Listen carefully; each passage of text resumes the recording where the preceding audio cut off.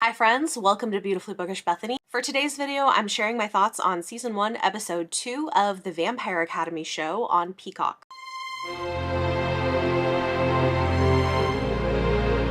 If you missed it, I have a review and discussion of Episode 1 where I talk about the comparison to the book, and I will link that up above if you want to check it out. Some people seemed interested in seeing my thoughts on later episodes of the show. I'm gonna tell you as I'm recording this, I have watched up through episode 4, so I'm going to try to keep this video to talking specifically about episode 2, and I'm using some notes that I took when I watched, but as a heads up, that is how far along I am at the time of filming. One other note I want to make is that while I have read the first Vampire Academy book in that original series, I have not read the rest of the series. I did read the spin-off series, but I am not as familiar with the books as some people might be.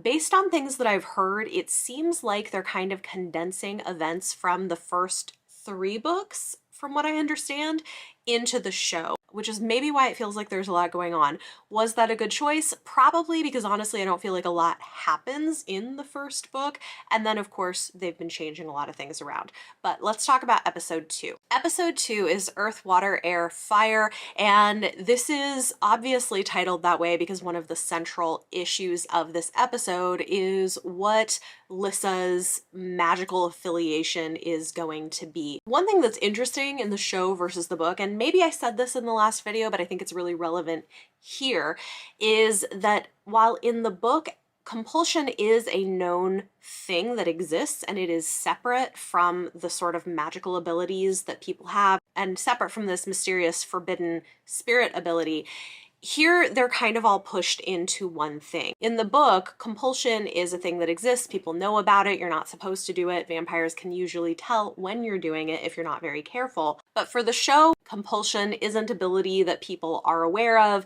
It is not an ability that all vampires have. It seems to be specifically linked with this spirit ability, which we're eventually going to learn a little bit more about. But in this episode, what we're seeing is Lissa's struggle to figure out which of the 4 primary elements she is a part of. It's interesting that they did a formal televised ceremony for this, for the show, which I guess makes sense for kind of the visual drama of it. That is not a thing that happens in the books. And then I wasn't expecting the moment where Christian helps her fake it with the fire. That was really interesting to me. One thing I noted about this episode is that the interactions between Christian and Lissa feel a little bit more awkward and even forced than they did in other episodes. Now, granted, I don't know what the filming schedule for the show was. I don't know the order that they filmed episodes in, but that was a thing that I noticed. Now, for Rose, we have this whole plot of a tribunal deciding whether she should be allowed to continue to train to be a guardian. And I had seen this in the comments on the first video, and I definitely would agree with this, that a tribunal and the extremeness of the reaction would make a lot more sense in the context of her having run away with Lissa for more than a day outing. It seems like a really extreme response for kind of a one-off few hours long event. Granted, it makes sense that they would treat it seriously, but the whole thing of having a tribunal to maybe kick her out probably would have made more sense if they had actually run away together into the human world for an extended period of time, as they did in the books. So that was an interesting choice. Something that I've noticed that's interesting, and I didn't mention it when I was talking about the first episode, even though we saw it there, is how they're doing the golden eye color for royals as like an identity check thing at events. I just think that's such an interesting idea.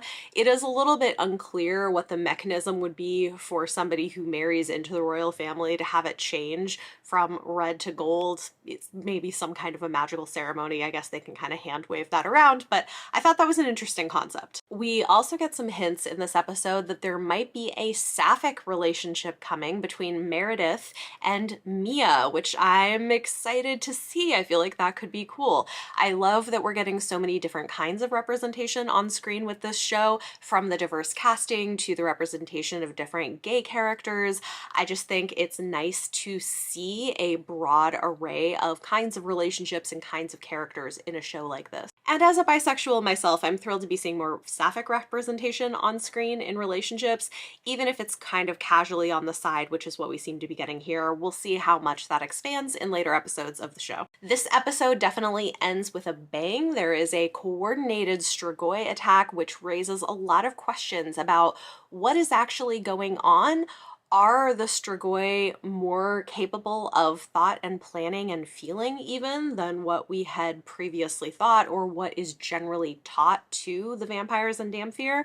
Maybe so. Are they more than just these rabid monsters? Maybe so. And of course, we know that's a theme that will continuously be explored throughout the rest of the season. One other thing about episode 2 is we're starting to get these mention of communes for Damphir who don't choose to become guardians. They're talked about as if they're a bad thing, but we don't get a lot of information on what they are or why they're maybe negative exactly. It's pretty low on the details. I do know that's going to change in future episodes, so we'll talk about that in another video. But that's a question that was raised in my mind while watching this episode, was wanting more information about the communes, what they are, what they mean, why they matter. And I do find it interesting that in the show, at least so far, there has been no real contact with the human world, which again, in the books, we're getting Lissa and Rose have spent a couple of years even out in the human world interacting with human people, whereas in the show, it feels like a very insular, secluded kind of community. One other note that I wanted to make, I was made aware of after recording my reaction to episode 1, and I was very pleased to hear it, is that the showrunners have said that Lissa and Rose are canonically of age. They are 18, they are not minors. The showrunners said they did not want to depict a relationship between a minor and an adult, which personally I really appreciate.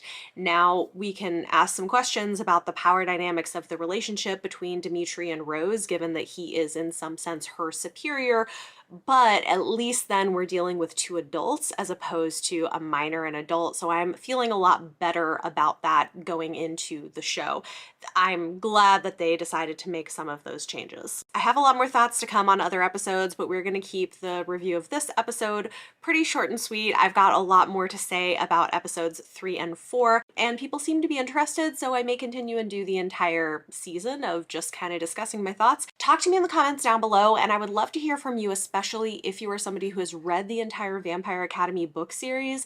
If you can give me a little bit of insight into the different events happening in the show, how much of those are being drawn from the books? Those are some questions that I have going in. It's honestly making me interested in maybe trying to continue with the book series, even though I didn't love book 1 the way that I really liked the spin-off.